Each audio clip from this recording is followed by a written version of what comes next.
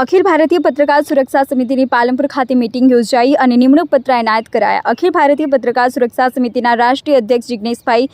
કાલાવાડિયાની સૂચના હેઠળ ગુજરાત પ્રદેશ મહામંત્રી જૈનુભા વાઘેલાના અધ્યક્ષસ્થાને યોજાઈ હતી તથા રતિભાઈ લો અને જિલ્લા પ્રમુખ દશરથસિંહ સોલંકીના ઉપસ્થિતિમાં નિમણૂક પત્ર એનાયત કરવામાં ઉપપ્રમુખ નયનાબેન પરમાર અને ઉપપ્રમુખ મનોહરભાઈ જોશી, જિલ્લા મહામંત્રી વિજયસિંહ ઝાલા અને જિલ્લા મંત્રી ફરીદ ખાન ચૌહાણ, વિશાલભાઈ રાવલ, જિલ્લા સહમંત્રી સતીશભાઈ માળી,